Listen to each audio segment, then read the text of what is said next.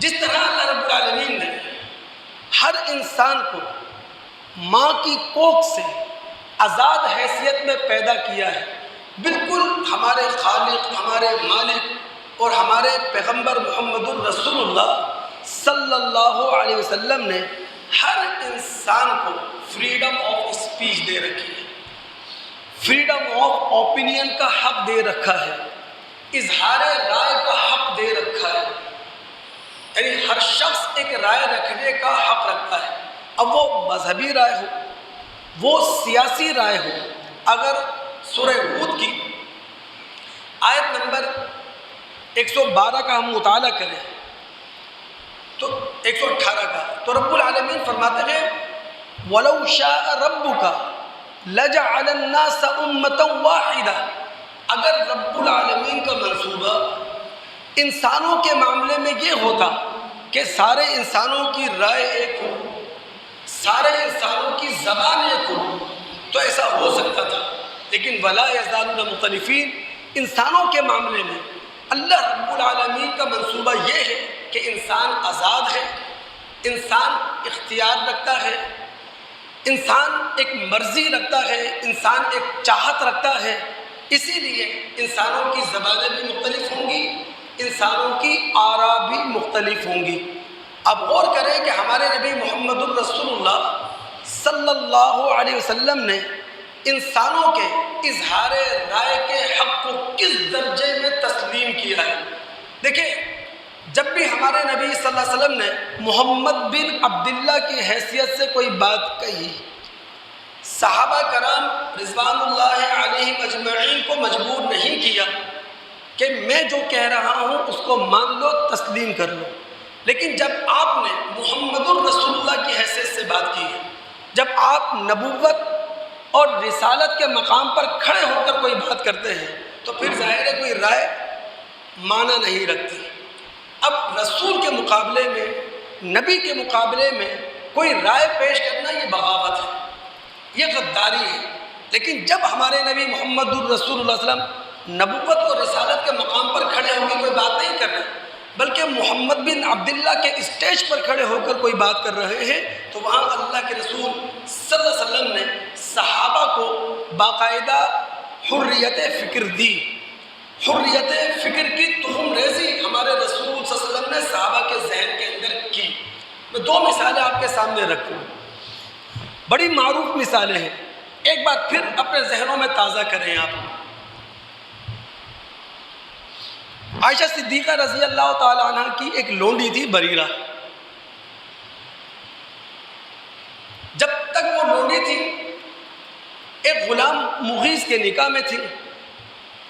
عائشہ صدیقہ رضی اللہ تعالیٰ عنہ نے انہیں آزاد کر دیا۔ اب ان کا اسٹیٹس بدل گیا، ان کی قانونی حیثیت، ان کی عرفی حیثیت بدل گئی، شریعت نے انہیں حق دے دیا، چاہے تو اب بھی مغیث کے نکاح میں رہے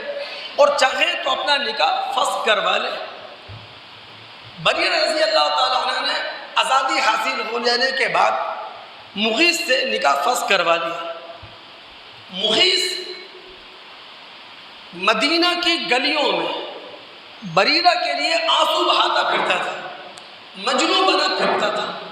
نبی علیہ الصلوۃ والسلام کو مغیث کی اس حالت پر بڑا ترس آیا۔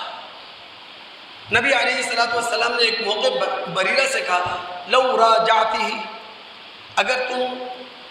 دوبارہ اس سے رجوع کر لو۔ انہوں نے کہا اللہ کے رسول یہ بتائیے تامرونی، آپ کس حیثیت سے بات کر رہے ہیں؟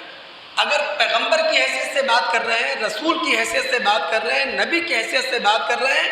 تو مجال انکار ہے نہیں، لیکن اگر محمد بن عبداللہ کی حیثیت سے بات کر رہے ہیں تو اللہ کے رسول بتائیے۔ تو اللہ کے رسول نے فرمایا انما اشفع، میں تو صرف سفارش کر رہا ہوں، رسول کی حیثیت سے، پیغمبر کی حیثیت سے بات نہیں کر رہا۔ تو پھر بریرہ نے کہا لا حاجۃ لنا فیہ، اللہ کے رسول صلی اللہ علیہ وسلم میری عرفی حیثیت بدل چکی ہے، مجھے اب مغیث کی کوئی ضرورت نہیں ہے۔ یعنی غور کرنے والی بات یہ ہے اظہار رائے، یعنی ایک شخص رائے رکھنے کا پورا حق رکھتا ہے، یہ ہے فریڈم آف اسپیچ، یہ ہے فریڈم آف اوپینین۔ جس حق کو مذہب نے تسلیم کیا، ہمارے ہاں اس کو تسلیم نہیں کیا جاتا۔ کس نے حباب بن منذر کا نام نہیں سن رکھا؟ اسلام کا پہلا معرکہ ہے غزوہ بدر۔ نبی علیہ الصلوۃ والسلام نے اپنی جنگی بصیرت کے تحت ایک جگہ خیمہ ڈال دیا، خیمہ زن ہو گئے۔ حباب بن منذر کہنے لگے اللہ کے رسول یہ بتائیے، ہم یہاں جنگ لڑنے آئے ہیں، آپ جہاں خیمہ زن ہوئے ہیں یہ وحی کی روشنی میں ہوئے ہیں، خدا نے کہا ہے، خدا نے اشارہ کیا ہے، یا یہ آپ کی اپنی جنگی بصیرت ہے؟ اللہ کے رسول نے کہا تو یہ میری جنگی تدبیر ہے۔ انہوں نے کہا اللہ کے رسول میں سمجھتا ہوں ہم غلط جگہ پڑاؤ ڈال کے بیٹھے ہوئے ہیں، ہمیں آگے جا کر فلاں جگہ پڑاؤ ڈالنا چاہیے۔ رسول اللہ صلی اللہ علیہ وسلم کو حباب بن منذر نے ایک رائے دی اور نبی علیہ السلام کو ان کی رائے بہت معقول نظر آئی۔ آپ نے خیمے سمیٹے ہیں اور پھر آپ آگے روانہ ہو گئے ہیں۔ تو کہنے کا مقصد یہ ہے کہ اللہ رب العالمین نے اور ہمارے نبی محمد الرسول اللہ صلی اللہ علیہ وسلم نے اظہار رائے کی آزادی ہر انسان کو، ہر مسلمان کو دے رکھی ہے۔ اب اگر اظہار رائے کی آزادی ہمیں مل چکی ہے تو اس کا تقاضا کیا ہے؟ اس کا تقاضا یہ ہے دوست، جب بھی ہم کوئی رائے قائم کریں وہ رائے ایماندارانہ ہو، وہ رائے دیانت دارانہ ہو، وہ رائے منصفانہ ہو، اور سب سے بڑھ کر وہ رائے قومی فلاح و بہبود سے تعلق رکھتی ہو، قومی مفاد سے تعلق رکھتی ہو، نہ کہ ذاتی مفاد سے اس کا تعلق دکھائی دے۔